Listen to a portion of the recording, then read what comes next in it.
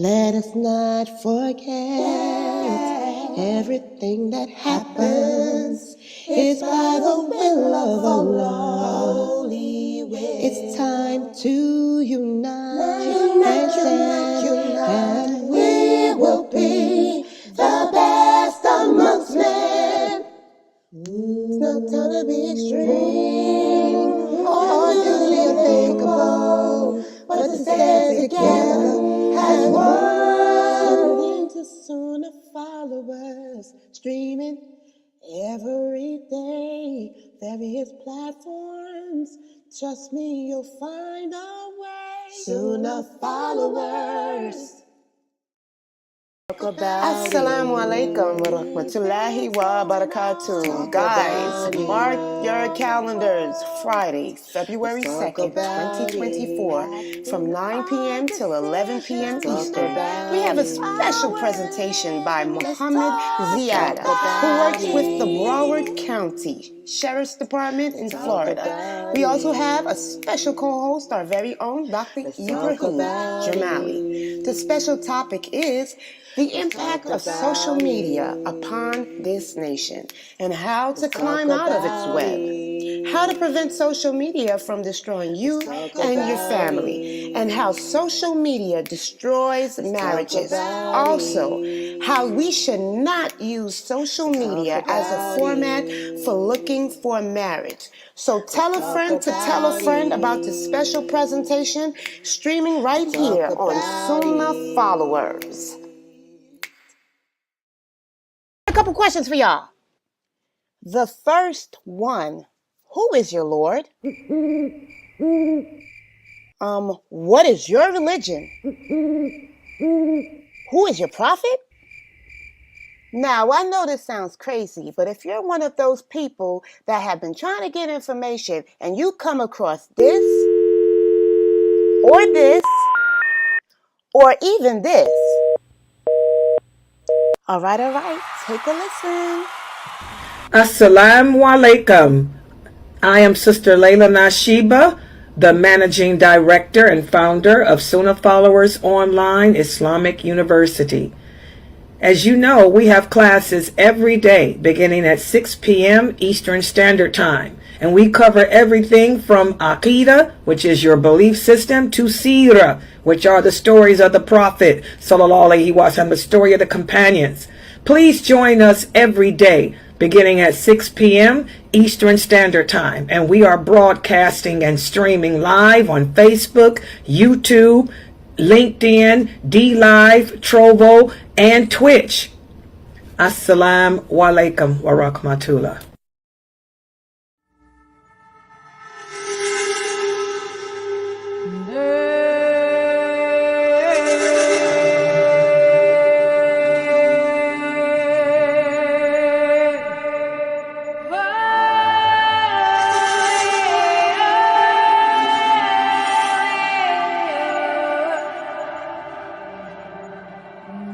He was the first successor after the death of the Prophet. He was the first man to accept Islam.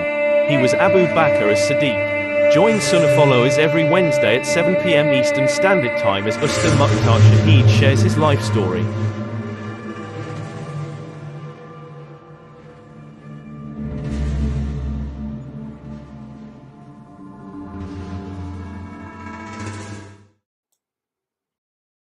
From Sunnah Followers. This is from Sheikh Saleh. We need to unite. Sisters, wear your hijab. Wear your beards. Be proud of your beards. Stay home, stay in your home. Stand up, unite, and stand for Allah subhanahu wa ta'ala. That's right, Saleh. We all should stand up in solidarity, not transgressing the limits of Allah, but standing together with patience and understanding. This is Sunnah Followers. With dignity, humility, and balance. Join us every Friday at 9 p.m. Eastern for the Access to Layla live call-in and answer show. Please join Ustada lailanasheeba. If you have any questions in regards to this theme, call in at 862-370-2838. Now streaming on various platforms right here on Sunnahfollowers. This is Yusuf and this is Ayub. And if you are benefiting like we are from the classes and the ongoing programming, tuning into the Sunnah followers, please donate. Let this be an ongoing sadaqah jariyah on your behalf. You're helping the kids, the converts, and everyone seeking knowledge. And it's a wealth of information every day you tune in. Don't forget, you are being rewarded for your generous donations to keep this programming on air. You know, just like what you're hearing, put your dollar where the dollar's at. Right here on Sunnahfollowers. Don't forget, donate. Right here to Sunnahfollowers and dollars at. Assalamu alaikum. Rahmatullahi wa barakatuh.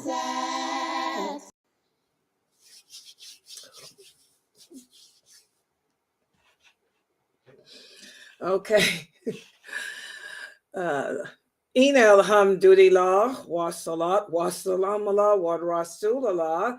I want to thank everybody for joining. Welcome to Sunnah Followers Online. And that's our this is our first class for today, which is our Aqidah class. And before I begin, I'd like to thank Sister Geechee, who's from our Rough Riders from out of Brooklyn, for putting all those jingles together for us. And the last jingle in particular, we need donations to keep this dawah effort going. You know, we are broadcasting all over the internet. We're using all the social platforms, including Instagram, including Twitch, including LinkedIn and Twitter. And subhanAllah, it costs money to do all this streaming that I'm doing. You know, this streaming program in and of itself, I'm paying $300 a month for. And not to mention, nothing is free on the internet. Back in the day when we first started in 1986, before Windows was even invented, oh yeah, we had internet chat relay back then. I was an IRC op. Oh yeah, I was an IRC op on 6 different servers. Okay, but that was back in the old days. No video and voice. It was all type internet chat relay. And everything was free back then. But subhanAllah, now we have to pay for everything. Even the pictures I use, the videos, the videos I use, everything is copyrights. That's why I had to get Sister Geechee to do our jingles. Do you guys know that if you're gonna, even if you use Quran, you got to pay for that? There's copyrights on that Quran. You know, it's ridiculous. And they'll take your videos down and put strikes against you and delete your channel. These people get upset about their copyright. So that's why we got to make our own jingles. And Allah sent me, alhamdulillah, from straight out of Brooklyn, one of the Rough Riders herself, Geechee.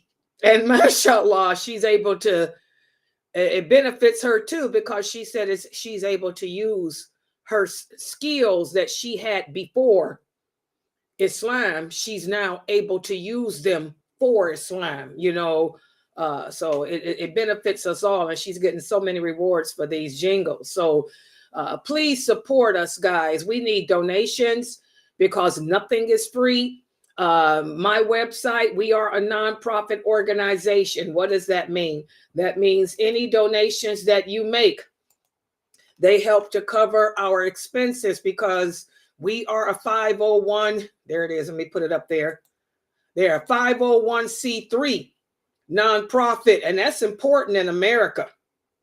You know, the American government monitors these nonprofit organizations, as they should, because a lot of people, Muslims included, you'd be surprised how many people make up these fake organizations claiming to be nonprofit when they're not, and you're supporting drugs, alcohol, sex, pornography. Oh my God, it's ridiculous. So one thing about American government, They monitor that stuff. When it comes to falus, money, d'argent, d'argent, it speaks. Money speaks.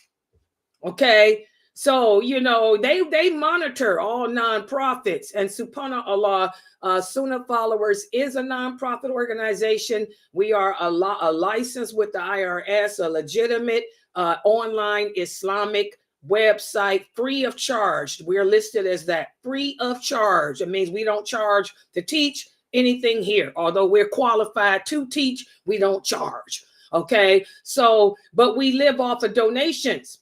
And like the IRS told me when I got my nonprofit years ago, they said, if your subscribers, if your people can't donate to keep you on the internet, then you're not worth even being a website, they said. So, subhanAllah, our donations come from you all, and it costs over $2,000 a month to run this website, because we got the Zoom room too. Our Zoom room is open 24 hours a day, and we keep it that way on purpose because we got Muslims from all over the world who are looking for help, looking for guidance. Just like today, I woke up early for me. I woke up at 2:00. That's early for me because y'all know I'm a third shifter. I sleep all day, wake up at 6. But anyway, I woke up early and I joined the Zoom room, as just put it on my laptop while I was doing other things. And mashallah, one of the sisters was here from Germany. She lives in Germany and she was seeking advice and support. And mashallah, Sister Anissa was here, and they spent the past 3-4 hours, Anissa advising her on how to do things with her kids and stuff. So that's why I keep that Zoom room open, because there's Muslims from all over the world. We're all in different time zones looking for another Muslim, to guide us, to support us. So you need a place to go. Not everybody can go to a masjid, a masajid, because a lot of the masajids are messed up. We're going to talk about that today too. Okay. But subhanAllah, this sister was able to come here for the past 3 hours. I listened to them off and on as they were advised. Anissa was sharing her life advice with her on how to raise her daughter and how to keep her daughter free from the impact of social media and the impact of the corruption around. So that Zoom room, that's $200 and something a month for that, because it's 24 hours. So please, guys, support us. We are desperately in need of your donations. And remember, whenever you donate to a website like this is Islamic remembrance of Allah. You're getting the reward of the teachers, anyone who happens to come by any of my lectures, my videos, my PowerPoints, and learn even one thing. You get the reward, because it would not have happened if you didn't keep us on air, like that last video was saying. So please, guys, I am not affiliated with a masjid. Yes, I love Sheikh Kareem Abu Zaid. He's my brother from another mother. Yes, we're brother and sister. Everybody want to think we're sister and brother. I'm older than him. Remember that, okay?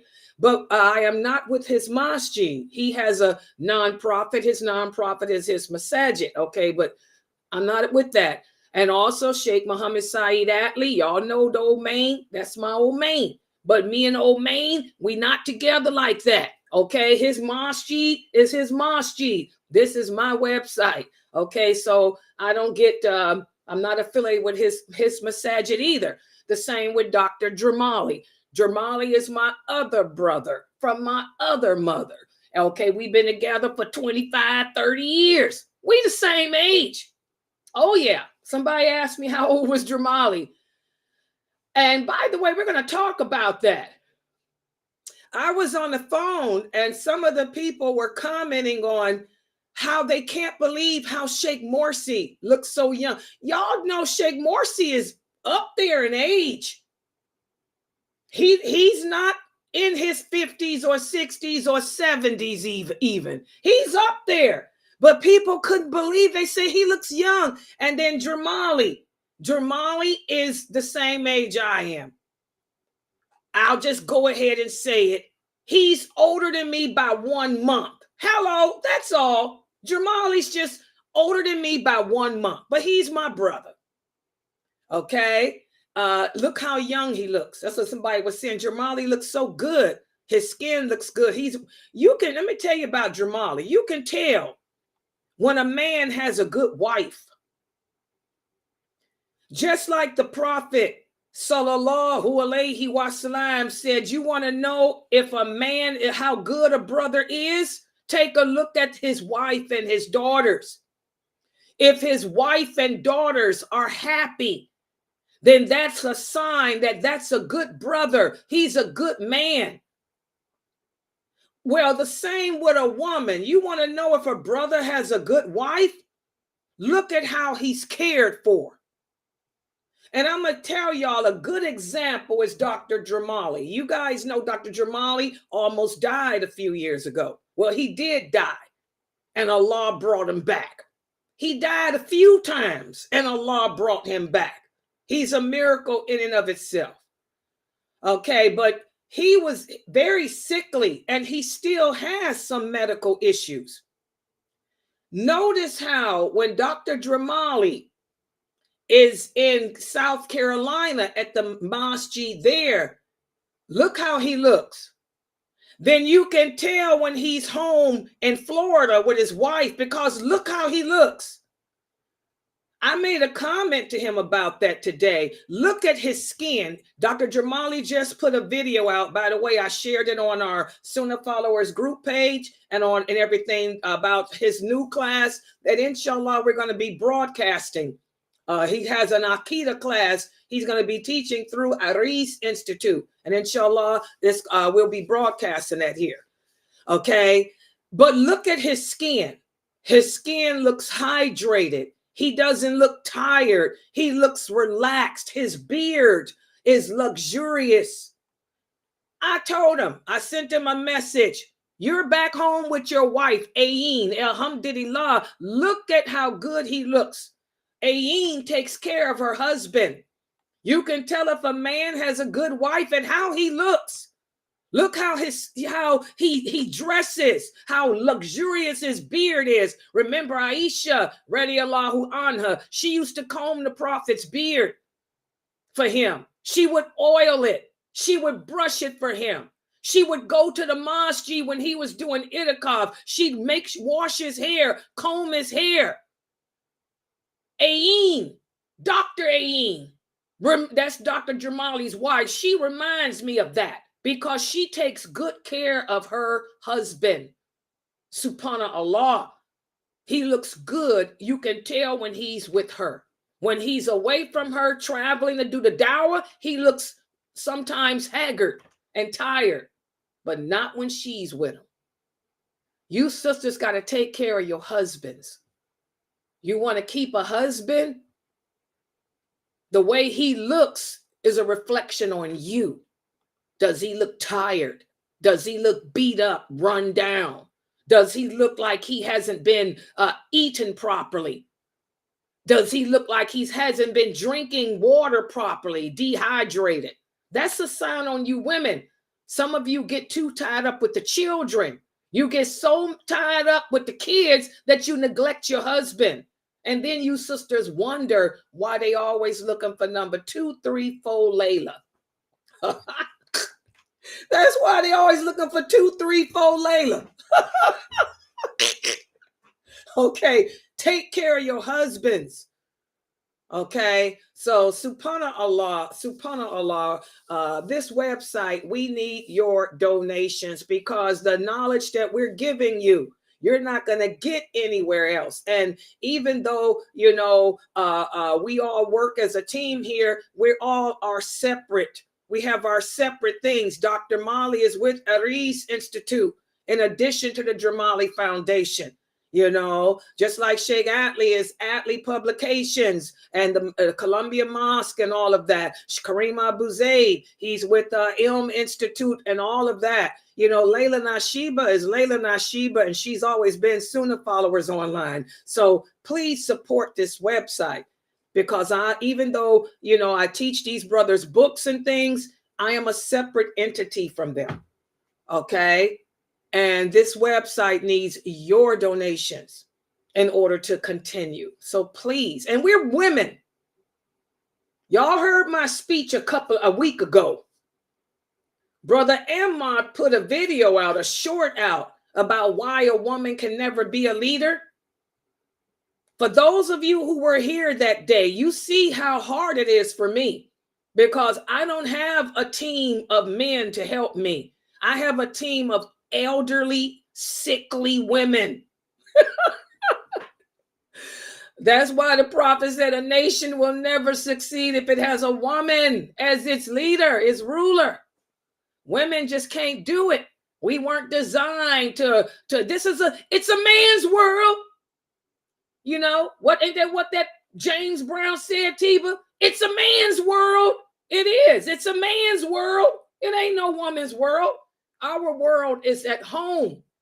It's supposed to be at home, raising those children and nurturing your husband, being his back, being his front, being his support, being his encouragement, and at the same time, raising those kids upon Sirat al-Mustaqim. That's a full-time job in and of itself. But this is a man's world. So that's why you will look at my stream. I do everything live because I have nothing to hide. You guys will see that I have to have a meltdown every now and then. I had a meltdown last week, but there's always good lessons from it. When I'm dead and gone, I hope people can look at my videos. That's why I do it live like this, and they can see, all those hadiths about that the Prophet sallallahu alaihi wasallam said about women and everything. You can see them all play out. We can't handle the pressure of it's a man's world like the men can without melting down, because we can't depend on other women. The other women got responsibilities. It's hard for a woman to take care of her kids, cook, clean, take care of her husband, and try to stream. When I need them, where they at? I'm with the children. Or my husband called me. So, please support this dawah effort. We need to stay on the internet. We were the first internet to use, the first website to use voice technology. Okay. And inshallah, we'll be here until we can't be here. But please, we need your donations to keep this dawah effort going. So you can scan the QR code there, or you can go to PayPal me/Sunnahfollowers, or you can go to Sunnahfollowers.net and make a donation, inshallah. Okay. All right, let's get started. Wait a minute. Yeah. Yes, tomorrow. That's tomorrow. Oh, where you are? Oh, she's in a different country. She's in Australia? Oh, mashallah, you are way ahead of me. She thought this was the Q&A show. No, that's tomorrow. I know Australia is so far. You guys are already in tomorrow, but it's Fridays at 9 p.m. Eastern Standard Time, sister. Yeah, so that'll be tomorrow, my Islam Q&A show. It's every Friday at 9 p.m. Eastern Standard Time, from 9 till 11. So I don't know. I know you guys are ahead of me in Australia. Yeah, but you can figure it out with EST, Eastern Standard Time. Yeah. Okay, good. You got questions? Just bring them tomorrow. Yes, I'll be here, inshallah. If the creek don't rise, if a blizzard don't take down the internet, because we got this crazy weather here in Cleveland. It's not snowing now. In fact, it's nice outside, but you never know. It could change. It's one of the signs of the last hour. You see all 4 seasons in one day. One thing about Cleveland, Ohio, you will see all 4 seasons in one day. It can be like now spring, then turn into summer, then by the evening it's fall, then by the middle of the night it's winter. All 4 seasons in one day, in 24 hours. Yeah, but right now it's nice. But yeah, it's tomorrow. Just bring your questions, write them down, and you can type them or you can join the Zoom room and ask them, inshallah. Okay? Yeah. Okay. Melbourne? Alhamdulillah. Yeah, they've been inviting me to come to Melbourne for a long time. I don't have a guardian. I mean, not a guardian. A mahram to travel with. My brothers are all busy into their thing with their wives and such. But one day, inshallah, you never know. One day, inshallah. Okay, let's get started.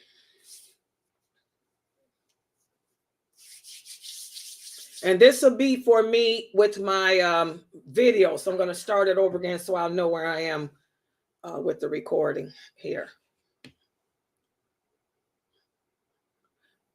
In alhamdulillah, wa salam Allah wa rasulullah. This is our Aqidah class. And we have been studying. And I want everyone to, anyone who does not have the book, Diluting Wala Welbera. You want to go to Amazon.com and buy this book. This is volume 2. Volume 2 of the book, Diluting Wala Welbera, written by Sheikh Kareem Abu Zaid. Okay. It's $19.99. You need to get volume 1 too. Okay. Every Muslim who speaks English, if English is your first language, this should be a part of your library. Because I've been giving dawah for over 45 years. Oh, yes. I'm not new. I've been teaching Islam, the basics, to English-speaking peoples for over 45 years. And I have never come upon a collection of books that breaks down what it means to testify to La ilaha illallah Muhammadur Rasulullah like this trilogy does. We started off with the first book, Get to Know Your Lord. You need to buy that too. And then the second of the trilogy is Diluting Wala Welbera. Volume 1, we completed. This is volume 2. Volume 2 speaks about how to implement allegiance and disassociation when you're living in a non-faith-filled environment, which most of us are living in. In other words, it's a non-religious environment, a secular. When you hear the English word secular, secular means non-religious environment. Today, we're going to speak about the dangers of exposing ourselves and our children to a non-religious environment when it comes to seeking education. And we're going to also speak today about how even with so-called Muslim environments, we have to be careful when it comes to education. So today's discussion is pages 53 through 55 of the book. So everybody take out your book, volume 2 of Diluting Wala Welbera, and turn to page 53. You see, we're just doing 2 pages, it seems, a day because it's so much information and I have to break it down in plain, simple, grassroots English to explain it to you, okay?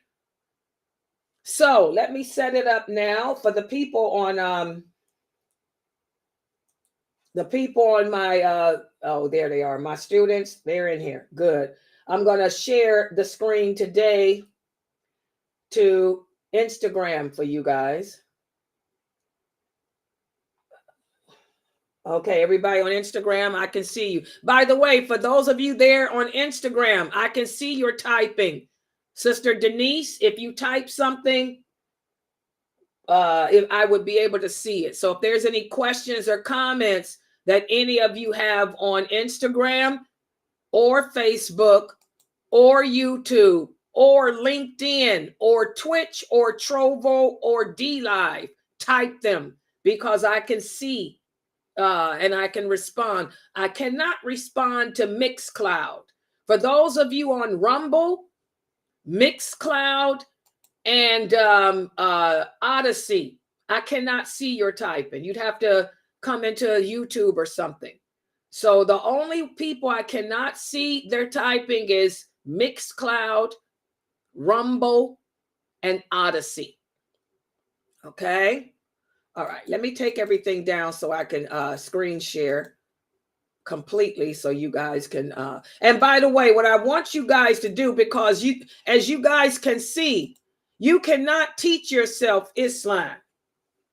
Anyone that tells you that you can is crazy. The Prophet Muhammad sallallahu alaihi wasallam didn't teach himself. The angel Jibril was his teacher. The companions, he was their teacher, and they were the teacher of the next generation, and so forth and so on.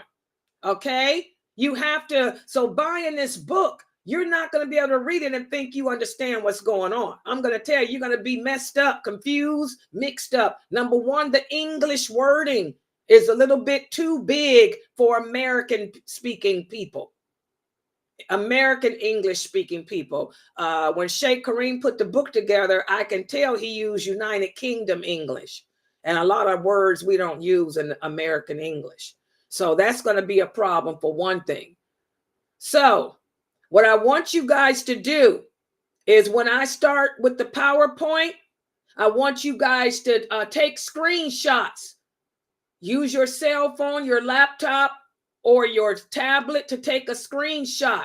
And then at the end of the class, print all the pages out and then staple them together, and then take a paper clip and clip them to page 53 of the book. So that way you will have my PowerPoint, which serves as a great explanation. And I usually add a few more things. I'll add some more hadiths and stuff too, you know, that'll help to, you can explain it to your kids and stuff and keep it for future reference. Okay. All right. So is Fame in here? Or Mina, one of you guys. You guys are here? Yeah, I'm here. Okay, good. So I'm getting ready to go now to PowerPoint. So let me know if it works, if it's a problem. I'm getting ready to switch it now. Okay.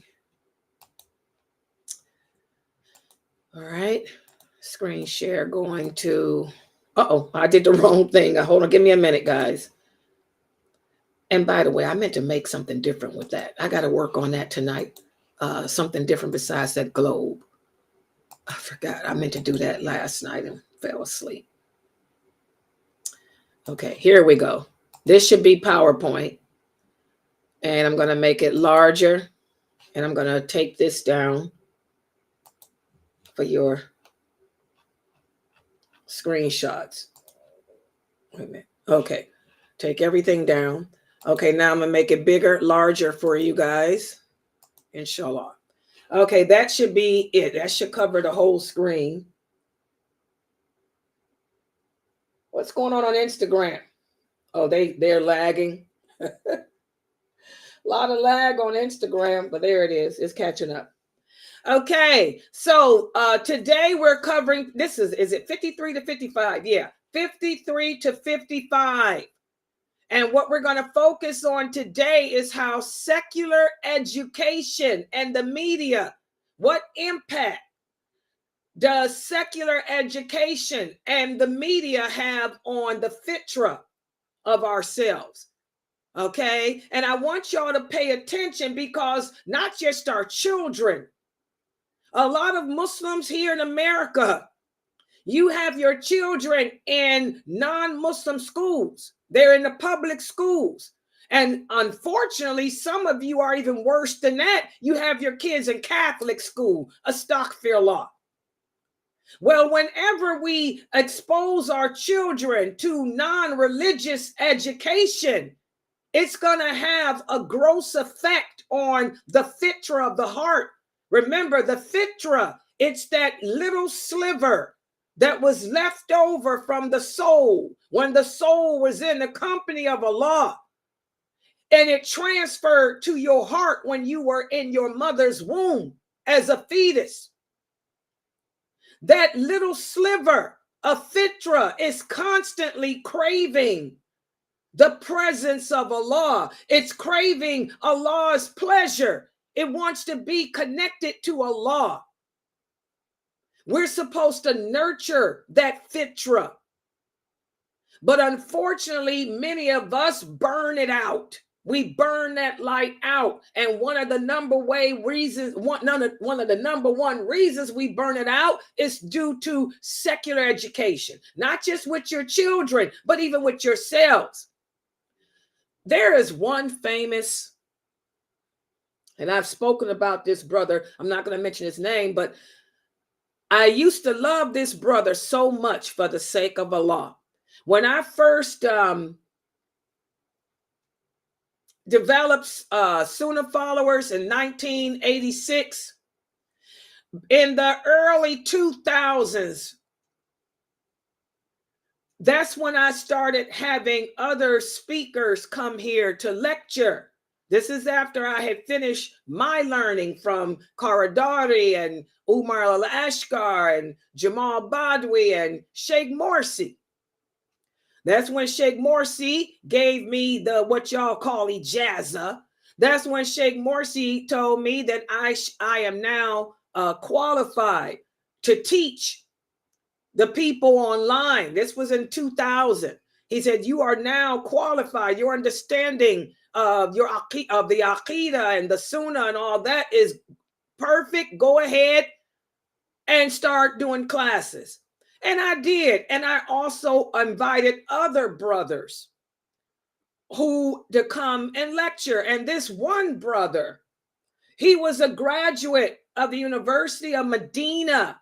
Very good speaker. His English is perfect. Because that was the thing. You know, we need people that can speak English well. To the American Muslims, my dawah is designed really for women, American females. And of course, the men can listen to. Well, this brother came here and he used to lecture here. You know, he would do a lot of little, his khutbahs. I used to broadcast his khutbahs every Friday. He would do workshops and things about Islam, the stories of the companions, and I would broadcast him here. And then I got Jamali and all of them. Jamali was always the favorite here. Oh, Jamali back in his heyday. Y'all don't know. Jamali back in his heyday. Oh my God. You talk about, because his specialty was the hadiths. And he could quote them hadiths, but this one brother, I thought even quoted the hadiths better than Jamali. But then something happened. This brother decided to continue his education, although he didn't need it. But he decided to pursue a PhD, not from University of Medina, but he decided to go to the Kafir, the secular school, Harvard, Princeton, the upper Ivy League. He chose the American Ivy League school to get a PhD in. And oh my God, guys, he's changed today. And it hurts me because no longer, is he like he used to be. He's got Sufism in him now. Subhanallah, where before it was all about what the Prophet said, what was the understanding of the companions. Now it's gone into psychology, the human psychic. That's how he speaks now, about the human psyche and the grave and the dead. I can't believe it. And when I listen to some of his lectures now, which I don't listen to that many of them, but he'll pop up every now and then, and I'll just for old time's sake, he's an example as to how secular education can destroy the Fitrah. Seriously, It can corrupt the fitrah, where the fitrah is craving to be in the presence of Allah. The correct way, that fitrah can now be burnt to go into a different direction. And every time I look at this brother or see him on social media, I think, oh my God, I used to love this man for the sake of Allah. He was a great lecturer, a great teacher, but now look, secular education, the Ivy League, it did it to him. So we have to be careful of that. Let's look to see what Sheikh Kareem Abu Zayd says here. As Muslims, we have to understand that throughout the early years of our life, education is critical in developing our mind and our perspective of the world. And we're talking about secular education, not religious education. We have to be balanced. As Muslims, we are a people of balance. Yes, we need to learn about Allah, learn about the Prophet, sallallahu alaihi wasallam, learn the lawful, the unlawful, and all of that. But you also want to be educated about the world around you too. You need to learn that the earth rotates. You need to learn that the mountains keep it from going out into space. So education is critical, not just religious education, but regular education too. Because these two things combined together, religious education and education of the world around us, lays the groundwork for our intellectual growth, our character development, and also our cultural values. And I want every Muslim listening to me to remember, our culture is Islam, because Islam is not just a religion. It's a way of life. It's a culture. Your culture is not Somali. My culture is not Egyptian, American. Our culture is Islam. Okay? And that's where the wella will better comes in. Anything that imposes upon our Islamic culture, we distance ourselves from it. If it doesn't impose upon our culture, it's okay. But if it conflicts or imposes upon our way of life, we let it go. We distance ourselves from it. And this is where we fall into problems, living in a non-faith-filled environment, such as America. We put our children in secular schools, and those schools influence our perspective of the world. Those schools influence our fitrah too. So we have to be careful of that, guys. Very careful. And even for the adults, like I said, I'm using this one brother as an example. Look what happened to his fitrah. He's an adult. He's a 30-some-year-old man, he was. But he decided to keep on pursuing his education. Instead of going back to Medina, instead of going to El Azhar, he went to one of the Ivy League Kaffir schools. All that psychology, all that philosophy. And look what it did. So we have to be very, very careful. One of the problems with America, I keep telling you guys, America is and always has been a Zionist country. That's why America broke away from England. That's why George Washington and Jefferson and them developed that Constitution. Okay? They wanted to be free and separate from religion, free and separate from a monarchy. They wanted a democracy based on majority rule and no religion at all. And America was built upon that. It's in the Constitution. that religion and state are separate. I just retired 2 years ago. I used to work for the government. And that's the thing they would stress to us always. There's a separation between the state and religion. We don't mix the two, which played to my benefit as a Muslim, because they couldn't come at me about none of my religious practices because there's a separation. So this is the problem when you're living in a non-faith environment. Religion and state are separate, and this results in a vacuum in which the Fitrah, your Fitrah, or that inner light, becomes exposed to other influences instead of religious influences. It's got other worldly influences now hitting it. Remember, the Fitrah is attracted to anything that leads it and makes it become closer to Allah. The Fitrah craves the presence of Allah. The soul is criminal. The soul is attracted to what's bad and dirty.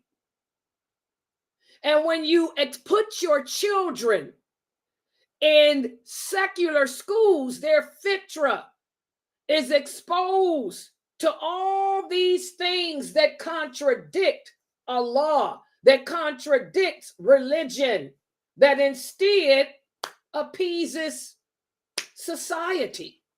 Does everybody understand that? So that's the first problem with secular education. And then there's a second problem with secular education too. The matters of right and wrong. A non-faith-centered environment, they could care less about what Allah or divine, how the divine creator views right and wrong. Okay? Non-faith environments, they have financial support. They receive financial support from other organizations that have nothing to do with religion. And in order to give that support, they're going to want something in return. If you want me to finance, for example, your music department, I need this in return from you. You want me to finance your library, then I need this from you. And they also influence the curricula too. You want me to support your school. You want me to give you $1 million. Then I'll need for you to add to your curriculum free sex, free gender, free choice in abortion, and all of that crap. So that's what comes about when you're seeking financial support from organizations that are not religious. They'll give you that support in turn for something else. And even administrative decisions, they may want something in return. And this is where it gets really, really bad for us Muslims in America.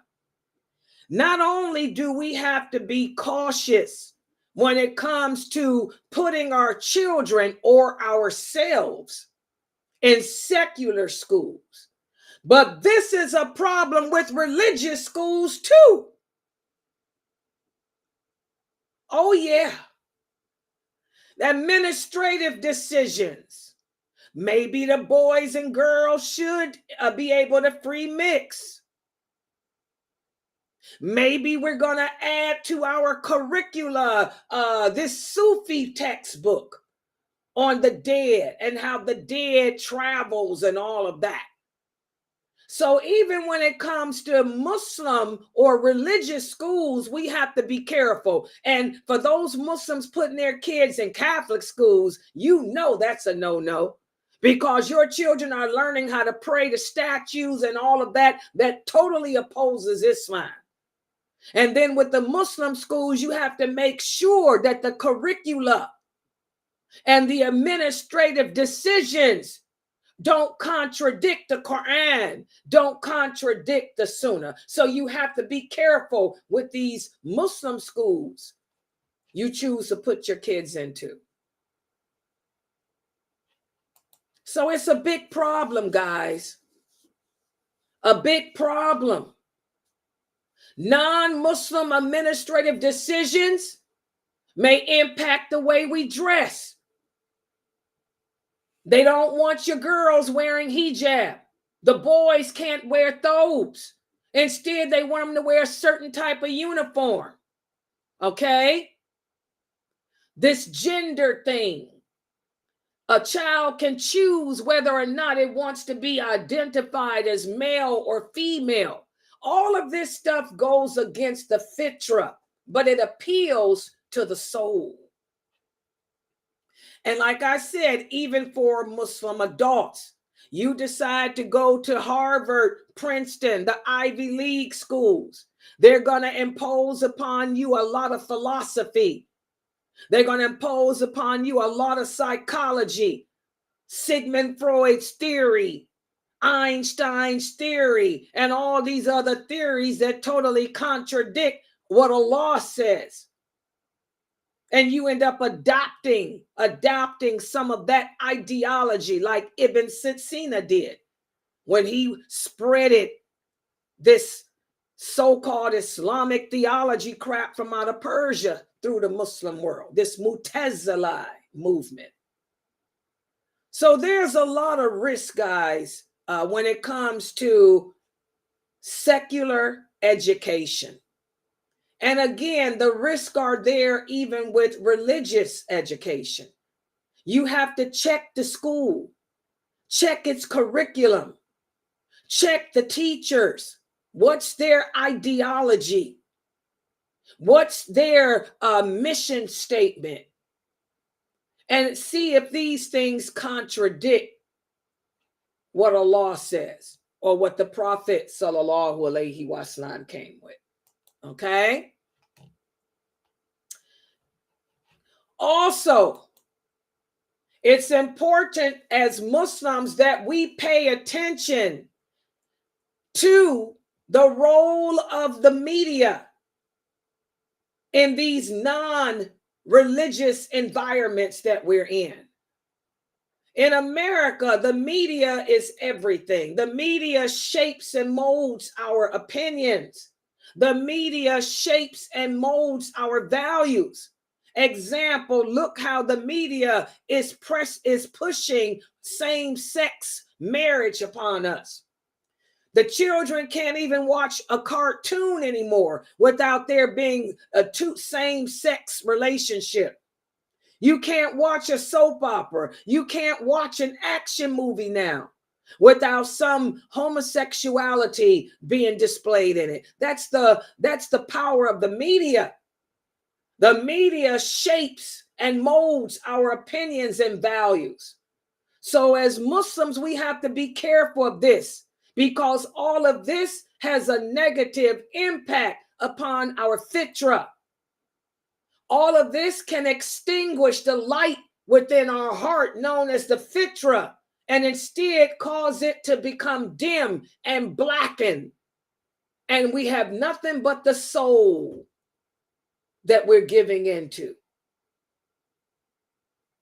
Even the books we read, the magazines we read, television, radio, the music that your children listen to, rap music, that's horrific, that hip hop crap, sex, drugs, murder, the video games we play, sex, drugs, murder.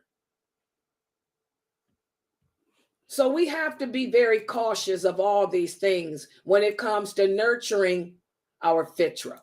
So thus, guys, as Muslims, it's very important for us to conduct in-depth investigations of the predominance of non-Muslim influence when it comes to the media.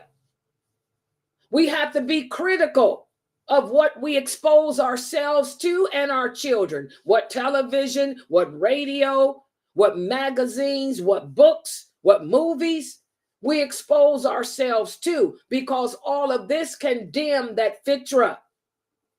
And we need to come up with other ways or other outlets for ourselves, to keep the public from having bad ideas of us, because we are trying to change.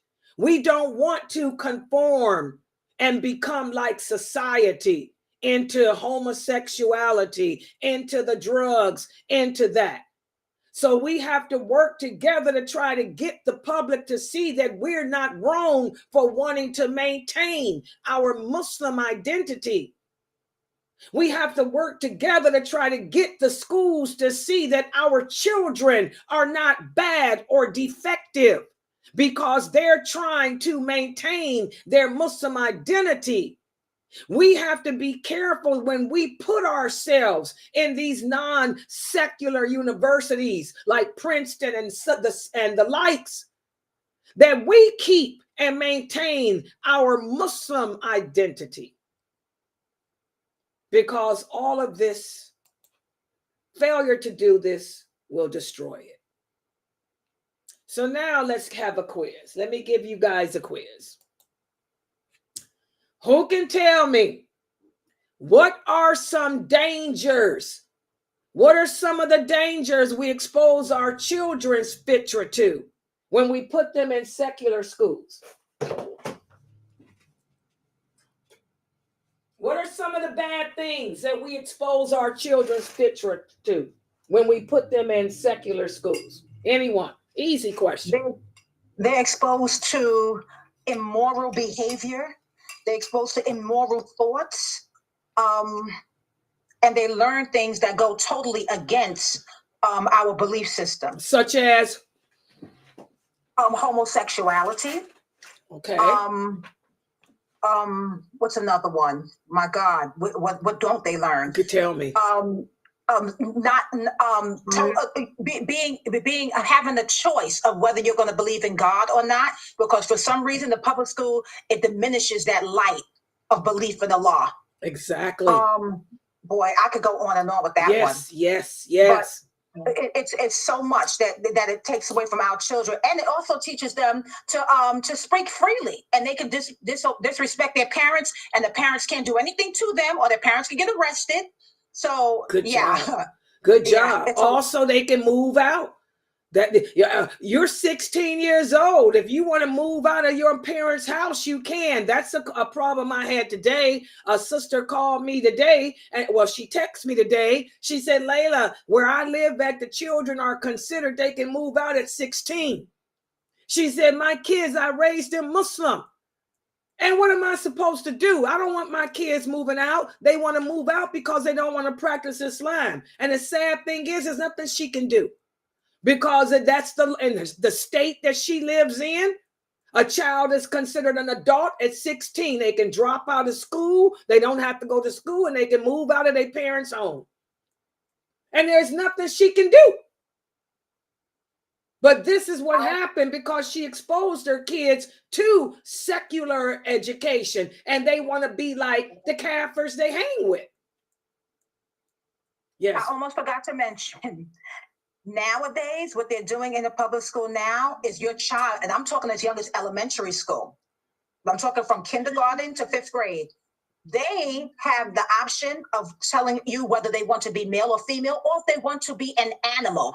And the teachers are giving into that. And if a child wants to be an animal, they will actually put a bowl on the floor for your child to drink out of. And you can't say anything as the parent. Oh my God. They have too many rights for these little kids. That is ridiculous. All that came about when y'all voted for Obama. Y'all see why we don't participate in elections? Y'all can blame Obama for all of that, and for all of you Muslims in America who voted for Obama, when I kept telling y'all we don't vote for nobody that's a kafir. Y'all gonna answer to Allah for that. Okay? Obama did all of that. That black man who's an apostate, whose father was Muslim, but he wasn't. Oh, yeah. Good job. Good job, Rashida. Anybody else? Yeah, so there's a lot of dangers that we're exposing our children's Fitrah to in secular school. But it doesn't And end. also, too, I wanted to add, Sister Layla, because some of these teachers, when you see Muslim kids that's dressed up in the way they're supposed to, they will actually have teachers that's making comments to the kids or whatever the case may be. And when the kids change their clothes at school, they don't even let the parents be aware of anything. They don't even let the parents be aware of anything that has to do with religion at all. They won't let you know anything. And they will have for someone else to let you know what's going on with your kids. Oh, yeah, that happens a lot. A lot of Muslims, find out later after the fact that their children were participating in Halloween. After you done told the teacher that my kids don't celebrate Halloween, but they done dressed your kid up like a little Polyander, a gay blade, and had him swinging off a lamp, and won't tell you. Yeah, there's a lot of dangers that we expose our children's Fitrah to in secular schools, but it doesn't end there. When looking at Muslim schools for our children, the same thing can happen there too. So what should we look at in regard to the administration to assure that our children's Fitrah is not tarnished in a so-called Muslim school? What should we be careful of? If you want to put your kid in a Muslim school, what should you look for? What should you investigate? What should you find out about that school and about the people there before you assign your kids up for it? Because they can destroy it too. We should be looking into their mission statement. We should be looking into their Akida, their curriculum, everything that they're actually teaching there, to find out exactly if they're going to be teaching your kids to pray to a rock and all that other stuff. Okay, that's yes. And then what else? Other things too that I didn't mention, but you guys should definitely know to look at. You should be looking at the racism. Go ahead. And you should be looking at racism, like who's there on you the go. board. You should see if there's like a diversity upon the board, upon the teachers, and not just one race. And that's the number one thing. Y'all hear her thing? I want her to talk more about that, but I want to stop her for a second.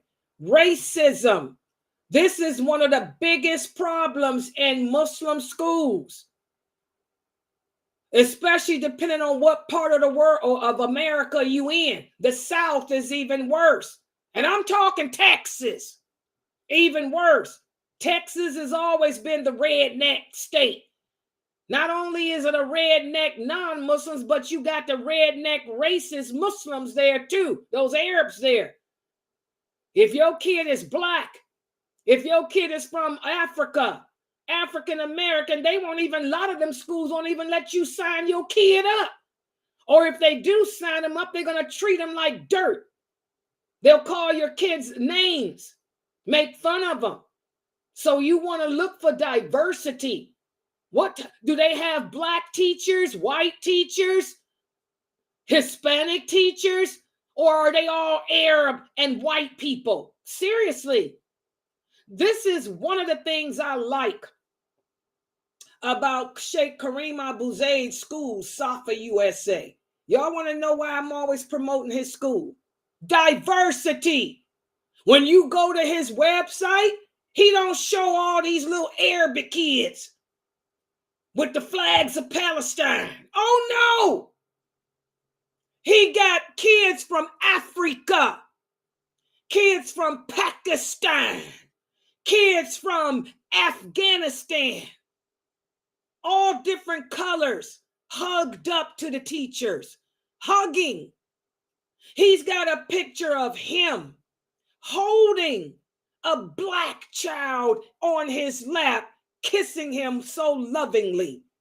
That's why I support his school. He's letting you know subliminally, no racism here. It don't matter what color your child is, what part of the world your child come from. We all about one ummah. Dignity, humility, and balance. Before you sign your kids up for these schools, look at their website. What, do you see any black faces in there? You see any Pakistani faces? Are there any Chinese, or is it all Arab? Arab, Palestine. That's all you see. Ain't nobody got time for that. That racism, that tribalism, flags. Look for flags. Flags is a sign of tribalism. The flag of Egypt, the flag of Palestine, the flag of Saudi. We got to look at that type of stuff because that's telling you what they about. So we have to be just as cautious nowadays, especially in America, with these Muslim schools. That's one thing. Now, you guys know I don't care for the UK. I do not like the United Kingdom. I don't like their history. Y'all know I'm a historian. I don't like nothing about the United Kingdom. But one thing about them, they got some good Muslim schools there. The Muslims in the United Kingdom have more diversity, and they're more into teaching the basics of Islam and not that racism. That's the only thing I think that the United Kingdom Muslims have over on American Muslims is the educational system. I would never move my kids from there. If you got children in the United Kingdom, you better keep them there in school. Don't think of coming to America because America ain't got no good Islamic schools unless you put your kids, homeschool them through Safa USA. Homeschool them through Safa USA. That's it. Because the racism, America has always and will always be the most racist country in the world. Even the Muslims are. It's horrific how they treat Black people in America. Oh yeah, that's a fact. So you got to look at that stuff. What else you look at? You look at, of course, the curriculum to make sure it ain't no Sufism and Shiitism and crap. You look to see diversity. What else? Go on. What else should you look at in Muslim school? Everybody quiet about that racism. Oh, yeah. It's bad. You should also look at the teachers, seeing if some of the teachers wear hijab, because I know people out here and like 2 or 3 teachers, white women, they don't wear no hijab. Exactly. Look at the teachers. How can you be a Muslim school when your teachers are not even adhering to the laws of Allah? How are you gonna help enhance the fitrah of my child when your fitrah burned out long ago? The fact that you are openly, publicly disobeying Allah shows me that you ain't qualified to teach my child or anybody else's, because you're letting my child know that you choose to disobey Allah. Y'all look at that. Are the women dressing properly? Do the men have beards? What type of example are the teachers setting for your sons? His teacher, his Quran teacher doesn't have a beard.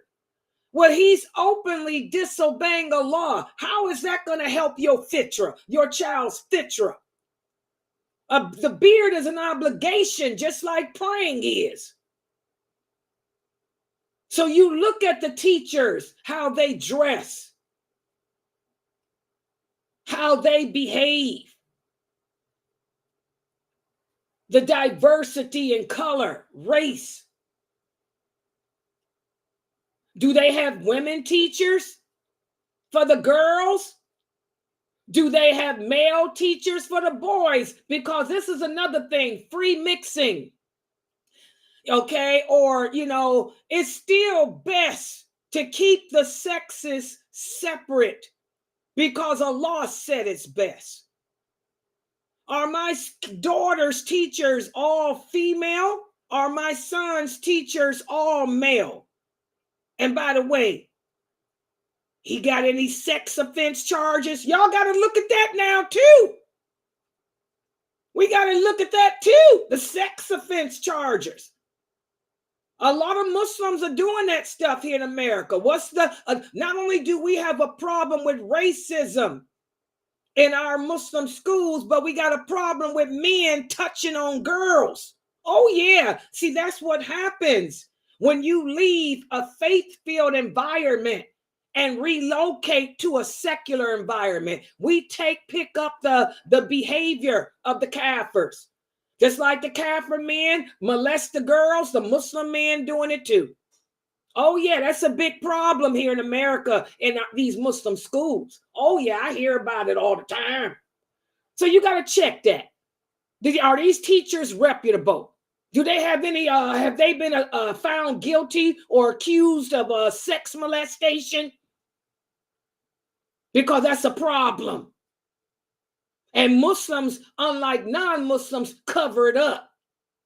One thing about the Kafir, they're going to expose you for messing with their children. Muslims take a bribe. Oh, give me $1 million for messing with my daughter, and I'll turn my eye to it. You got to look at all that. Okay. Any other comments on that? Any other comments on what to look for in Muslim schools? Yes, I was going to say that you should also look for how do they handle the prayer times, and how do they handle, like for your boys, how do they handle Fridays, and do they encourage them to like go to the mosque? And some of them have mosque attached and they take them, but some of them don't, and you have to be mindful of that so they can pray, when they're in school or not in school, and go to the mosque for the boys. Big point. Big point. Do they do Juma prayer? Do they have Juma services? Most of the schools are attached to the mosque. Do the kids go to the Juma prayer? What do they do for Ramadan? What's the curricula for Ramadan? All that type of stuff has to be considered, guys. You don't just say, oh, it's a Muslim school, I'm gonna put my kid in it. Oh, girl, no. The racism, especially at racism. Oh my God. Even I went through that. My grandkids, believe it or not, I had my 3 oldest grandkids. I had them in Muslim school when they were young. I paid $600 per child. I had my oldest grandson, who's no longer with us. May Allah forgive him of his sins. Ameen. And Jayla, my granddaughter, the bad one that y'all know that's always getting on my nerves. They were in Muslim school. I paid $1,200 a month for the 2 of them for a whole year. I took them out when I found out what was going on in there.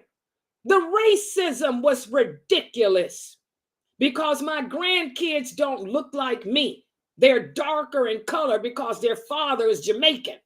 Because their father's Jamaican, they're dark. Okay? The racism, the way they were teased. Well, my grandson was light, but he was teased because he was a boy. It was weird.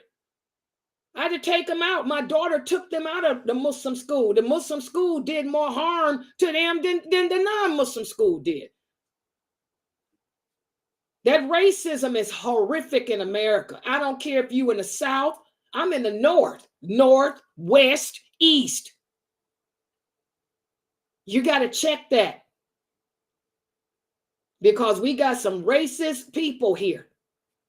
It seems like the worst of the world comes to America. America was founded on criminals, by criminals. They would send the bad people to America as punishment. Well, it seems like the people that migrate to America are the worst of their society too. It's just sad. So we have to check all that stuff out. Are they practicing? Is the curricula based on Quran and Sunnah? Is there diversity amongst the staff? How do they handle our religious obligations? Are the girls and boys separate? Are the teachers according to gender? Because that's very important, especially as your daughters grow into puberty and your boys too, because all this homosexuality. Their funding. Look at the funding, where they get their funding from. Because when you're getting funding, why do you think all these mosques are doing this interfaith? Y'all know why they do interfaith? Because of the funding they're getting.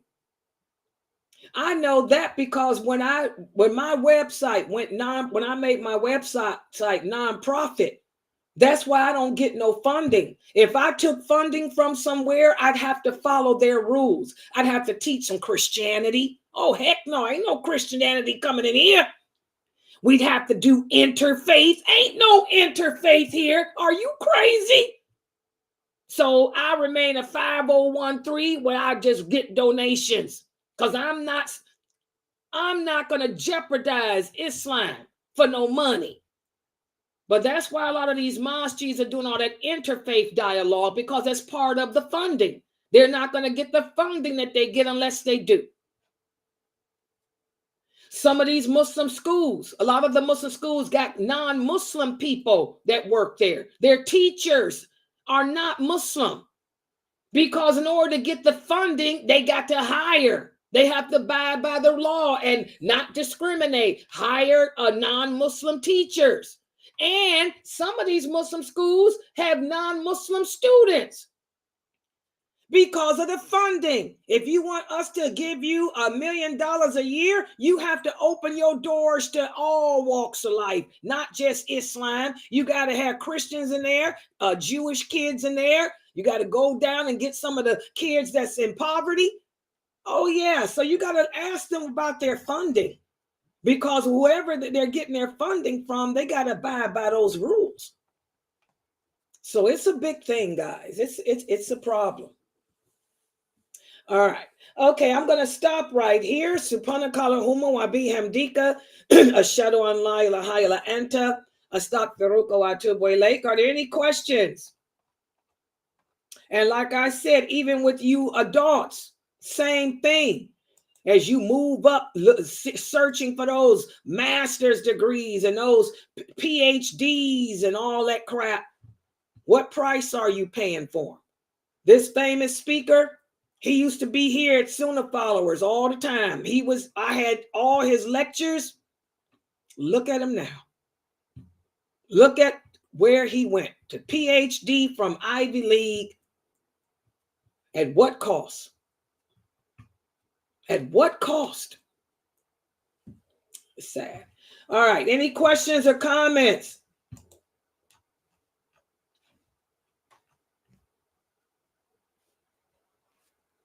Yeah, that's sad. That bowl on the floor. If the kid wants to be an animal, exactly. Exactly. The bullying, exactly. Sex offenders, exactly. Jamila said, do the teachers have good conduct skills? Exactly. Exactly. Alhamdulillah. Yeah. Tonight we have the 9 o'clock class, which is the I cut my finger. The Hadith class. And we're going to be continuing with the Hadiths from the book of Sheikh Muhammad Saeed Atlis. Let me see what number Hadith we're on. I'll tell y'all. Every time I forgot I can't do that on this program. Every time I do that, it freezes me. I can't check it. I forgot on this computer. But the Hadith class will be tonight at 9 p.m. Eastern Standard Time. And yes, it'll be from Sheikh Atli's book, Termites. It'll be about the things that can destroy. No, this is not one of us. Yeah. Oh, yeah. Not one of us. These are things that the Prophet Sallallahu Alaihi Wasallam warned us to stay away from, because if we indulge in them, we're not like him. Okay, that's the class tonight at 9 o'clock. Yeah, I forgot which I did. I meant to check before class. I'll post it up, but on this other computer I can't. If I raise it up, it's going to make me freeze. Okay, guys, go ahead. It was a book, not one of us. Yeah, that's the book. Oh, yeah, let me see if I can. I don't have the book right here with me, though. That's why I can't look. Yeah, but that's the book, not We of on us. page 29. Yeah, which hadith number is that? Does he put? It's the one we talked about, the snakes. So we on the other one, whoever doesn't stop. Oh, both of them talking about snakes. Oh, you know But the what? one, I did that one too. Go to the next one. Remember, I talked about that one at the last class too. The 2 snakes, yeah. whoever's aiding, lying, and oppressive leaders. Okay, yeah. Y'all That's hear? page 30. It's page 30. There it is, guys. Page 30.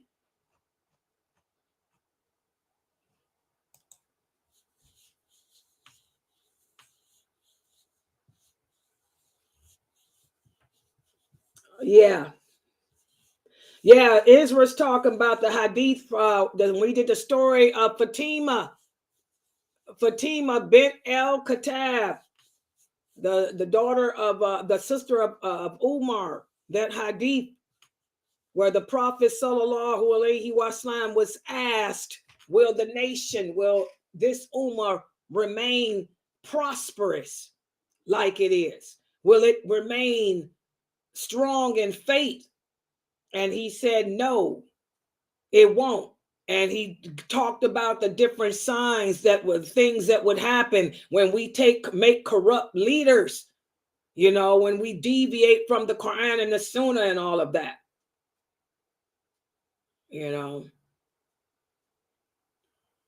Yeah, for those of you asking about Ramadan, I don't do a Ramadan prep series until a week before Ramadan, because a lot of these people start this Ramadan prep stuff.